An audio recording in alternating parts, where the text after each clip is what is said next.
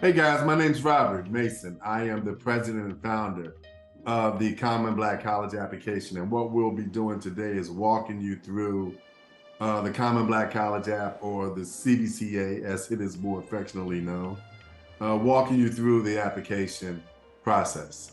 You're able to use one application, pay $20, and apply to 67 HBCUs, and these are those 67 schools for only $20. So let's get started.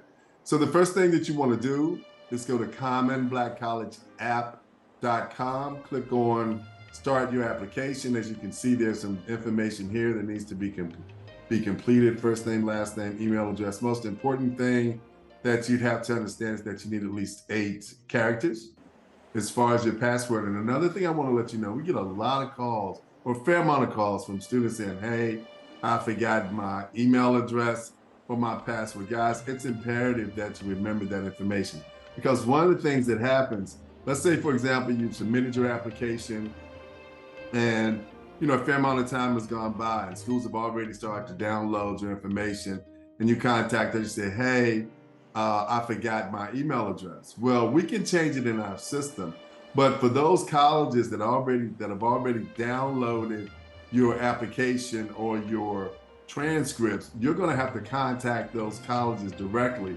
and let them know that the email address, you need to change the email address because either you've forgotten it or you can't remember it, or whatever the case may be. You'd have to contact those colleges to let them know. So that's definitely something that you want to keep in mind, okay? So what you'd have to do is go here to complete this information. Once the information has been entered, all you have to do is click on create an account, and there you have it. So once you're into the system, you're in what's known now as our student dashboard.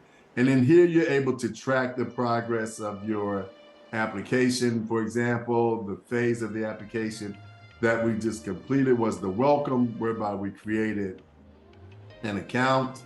You can see this is the dashboard of my application. Application payment hasn't been made yet. We'll do that a bit later. Member institutions, you can see all the various institutions that we represent. I'll show you how that information comes into play and account settings. So what we'd want to do is go back to dashboard and click here where it says to start application, okay?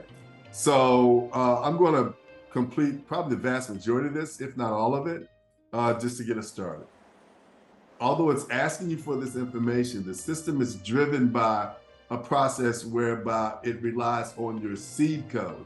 So in order for your school counselor to upload your transcript, and it's important to note that although you as a student can submit an unofficial transcript, the majority of our schools require that an official transcript be uploaded. And in order for the transcript to be considered official, your school counselor has to create an account to upload the transcript. All they have to do is go to commonblackcollegeapp.com, click on high school counselor login to create an account and upload the transcript, okay? And again, that process is driven by the seed code. And you see where this is gives you an international seed code. You can also click on here to select a different high school and a different high school seed code. Once you enter, let's say, for example, if I enter Patrick Henry High School, Patrick Henry High School in Roanoke, Virginia, which is where I'm from. So that gives you, it automatically populates the seed code, and that's the same seed code that your high school counselor has to enter in order for that particular counselor to upload your transcript. Another thing that I will bring to your attention at this point, if your counselor does not get an email from us, be sure that you check with them to ask them that they've uploaded your transcript. Some high schools' email client is blocking our email that the counselor would receive to notify them to upload your transcript. So check with your counselor once you've completed the application to be sure that they've uploaded your transcript, okay? And you can check that in the student dashboard as well.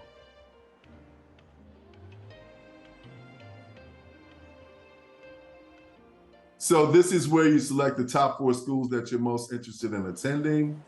Again, the application is made available to all 67 schools, but you are given the opportunity to select your top 4 schools. And at some point later in another video, we're going to talk about what you need to do to notify those additional schools that you're interested in applying to their particular school. Are you interested in receiving additional information? That simply means we'll send you information concerning scholarships, internships, that kind of thing.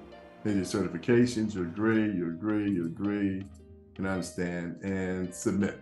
So here's you have an opportunity to review your application. If in fact you don't necessarily want to submit it, now this is where you need to understand. If you submit your application, even if you don't pay the fee, you are not allowed to make changes to it. So if you don't want to necessarily submit it, just click on Save for Later, and you can go back and make changes. Remember, previously, you could only see that your account had been created, and you only saw this welcome. Well, now you can see you started your application, and you've actually submitted your application. So now that you've completed the application, you're ready to make payment. So here is where the application payment is actually made. If you have a promo code, and a promo code more often than not means we have partnerships with several school districts throughout the country, whereby they give their students a promo code to complete the app. If not, if you're interested in making the $20 fee to make the payment, you would simply click on this PayPal link. This means once you click on that link, you don't need a PayPal account to make the payment. It simply means that you will be using PayPal to pay the $20 application fee. Once that application fee has been submitted, your application is then active. Now that you can see my application fee has actually been paid and that my application is activated. So now you're able to do a few more things on the application. This is where you can go into the student dashboard and conduct several extremely important activities. So here you're able to see the schools that you actually selected as your top 4. In terms of member institution search, you're able to select additional institutions. Member application activity, you can see where the schools have actually downloaded your application. And member document activity, you can see where the schools have actually downloaded your transcript. We talk about that in another video. Basically what we've done in this video is to walk you through the application process. Typically it takes less than 10 minutes to actually submit your application. If you find that you have any questions, please don't hesitate to contact us. Guys, thanks so much. Again, my name is Robert Mason, and I'm the founder of the Common Black College Application. Thank you, and get educated.